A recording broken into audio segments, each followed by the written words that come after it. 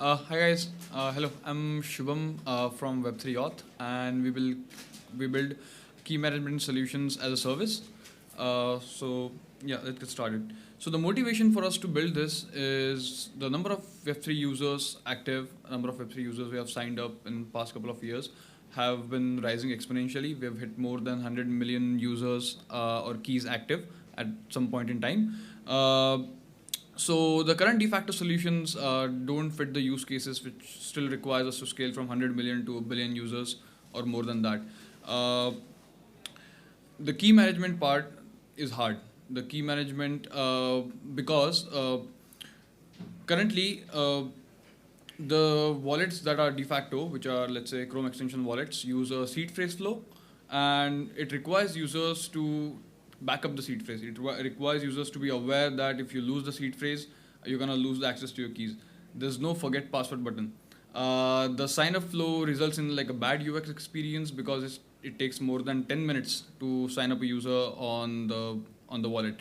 Uh, Another responsibility is to keep the seed phrase secure, and more than 3 million bitcoins have been lost just because of private key management. So uh, that's the part we want to optimize. And so how do we onboard the next billion users? So we have a 3-point strategy: a simple, secure, and a non-custodial wallet. The key management system that we have is simple because we leverage the Web 2.0 login solutions like Google, Facebook. You can have your own. You can have your own jailability login. You can have your own OAuth server linked to the login solutions. It's still secure because we still have flows like multi-factor authentication that you can add. The SDK is customizable, and at the same point, the entire system is non-custodial, meaning at any point in time, user is in full control of his keys. So how do we do this? So we use something called as Shamir secret sharing. What it allows us to do is split the private key into multiple parts. So, sorry. Yeah, so it allows us to split the private key into multiple parts.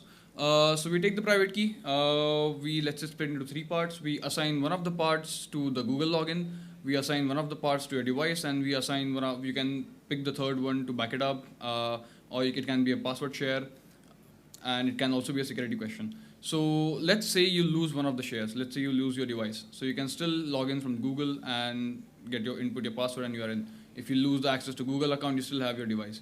And this setup is really scalable. You can go from 2 out of 3 to 2 out of n. You can have your laptop as a phone as redundant shares. So even if you lose one of the devices, you still have access to the other ones.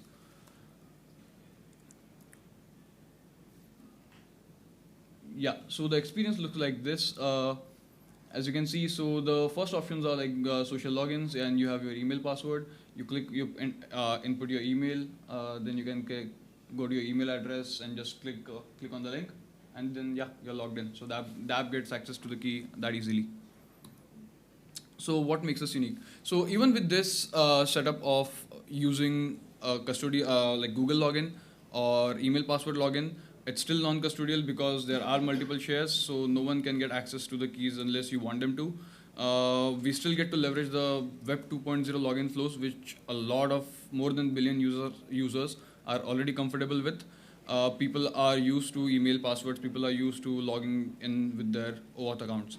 And the best part is, even if you have your own OAuth setup, you can plug that into the SDK and it'll just work.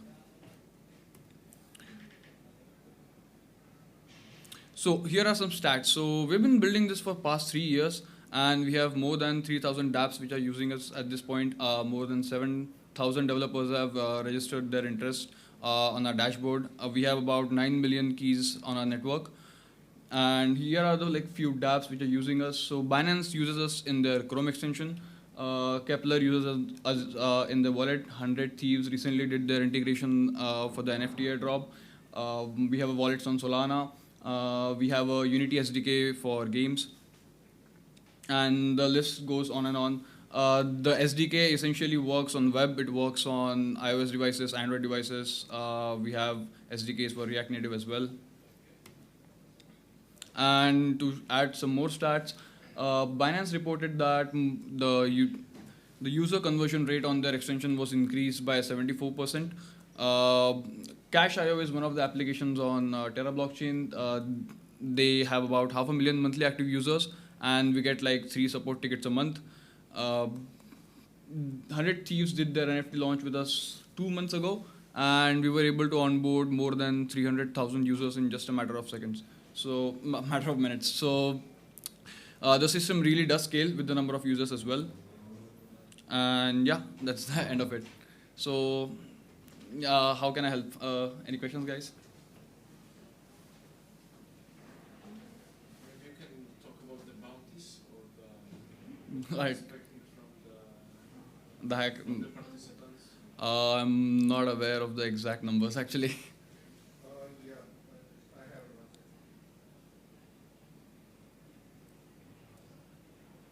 So the first place is $4,000. So, yeah. Second is $2,000. Third is $1,000. Then there's a UX price, two UX prices of $500 each, and a business case price for $500.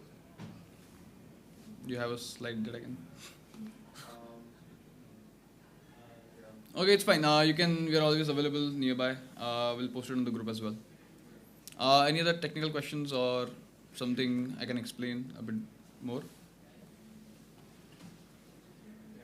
Yeah. Hi. To which extent are you decentralized? I mean, because we don't see that here, right? Which one? To which extent are you decentralized? Got it. So let's take the first part, right? So the SSO login. So even the share or the private key which is associated with your login is split into 9 nodes again.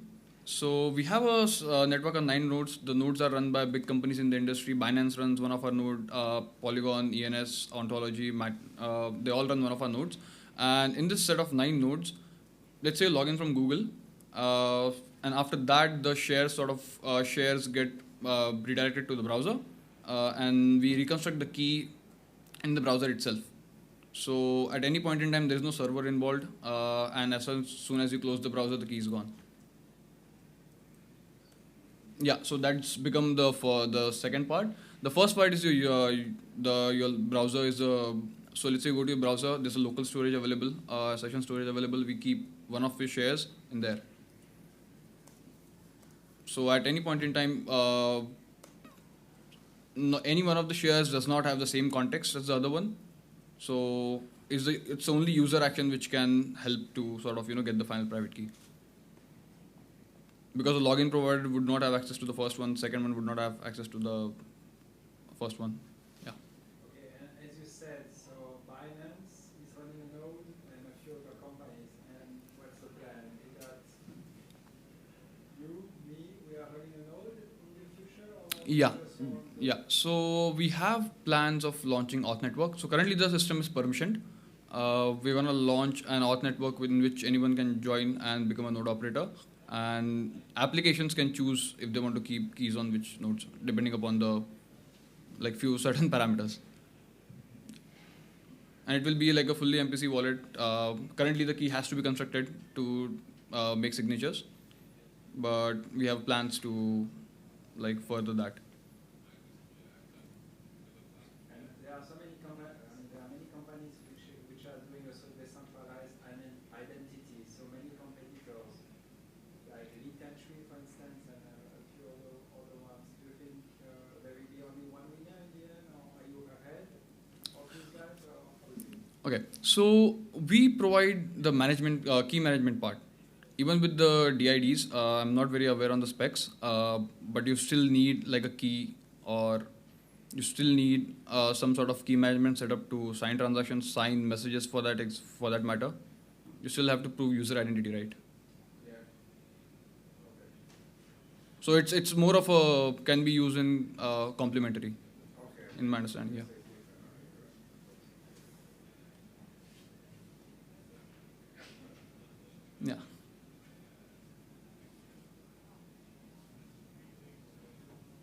Yeah. Anyone else?